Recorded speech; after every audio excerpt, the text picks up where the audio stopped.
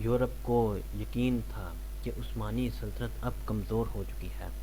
ایک کم عمر سلطان اور اندرونی بے چینی، یہی وہ موقع تھا جس کا انتظار دشمن کر رہے تھے۔ سال تھا 1444 کا۔ یورپ کی بڑی طاقتیں ایک ہو گئیں۔ ہنگری، پولینڈ اور دیگر عیسائی ریاستیں ایک عظیم اتحاد کی شکل میں عثمانیوں کے خلاف کھڑی ہو گئیں۔ ان کا مقصد صرف ایک تھا، عثمانی سلطنت کا خاتمہ۔ انہوں نے ایک بڑی اور مضبوط فوج تیار کی اور عثمانی سرزمین کی طرف پیش قدمی شروع کر دی۔ ادھر عثمانی دربار میں بے چینی پھیل چکی تھی۔ نوجوان سلطان محمد تخت پر تھے، لیکن حالات قابو سے باہر ہوتے جا رہے تھے۔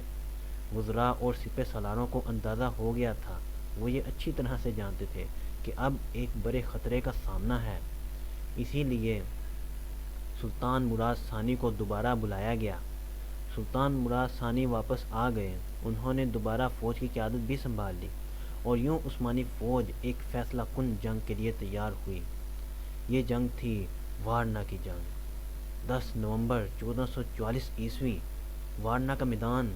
دو عظیم فوجیں آمنے سامنے تھیں، ایک طرف یورپ کا طاقتور اتحاد اور دوسری طرف عثمانی سلطنت، دی گریٹ اوٹومان امپائر۔ جنگ شروع ہوئی۔ تلواروں کی جھنکار، گھوڑوں کی دھوڑ اور سپاہیوں کی للکار سے میدان گونج اٹھا۔ یہ صرف ایک جنگ نہیں تھی، یہ دو دنیاؤں کا ٹکراؤ تھا۔ جنگ کے دوران ایک ایسا لمحہ آیا جس نے سب کچھ بدل دیا۔ یورپی فوج کے کمانڈر ہنگری کے بادشاہ ولادسلاؤ سوم براہ راست حملہ کرتے ہوئے عثمانی صفوں میں داخل ہو گئے، مگر یہ فیصلہ ان کے لیے مہلک ثابت ہوا۔ وہ مارے گئے اور ان کی موت کے ساتھ ہی یورپی فوج کا حوصلہ بھی ٹوٹ گیا۔ عثمانی فوج نے زبردست حملہ کیا، یورپی اتحاد شکست کھا گیا۔ یہ ایک عظیم فتح تھی، ایک ایسی فتح جس نے دنیا کو یہ پیغام دیا کہ عثمانی سلطنت، دی گریٹ اوٹومان امپائر ابھی زندہ ہے۔ یہ جنگ نوجوان سلطان محمد کے لیے ایک سبق تھی۔ انہوں نے دیکھا کہ سلطنت صرف طاقت سے نہیں چلتی، بلکہ تجربہ، حکمت اور صحیح فیصلوں سے چلتی ہے۔ انہوں نے سیکھا کہ ایک عظیم سلطان بننے کے لیے صرف خواب کافی نہیں ہے، بلکہ مضبوط قیادت بھی ضروری ہوتی ہے۔ جنگ ختم ہو چکی تھی، مگر محمد کے دل میں ایک نئی سوچ پیدا ہو چکی تھی۔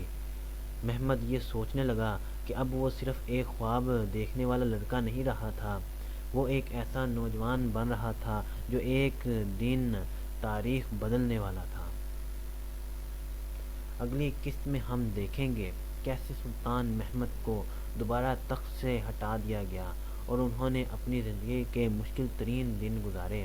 کیا وہ ہمت ہار گئے یا یہ آزمائش انہیں مزید مضبوط بنانے والی تھی؟ یہ جاننے کے لیے دیکھتے رہیے سلطان محمد فاتح کی داستان۔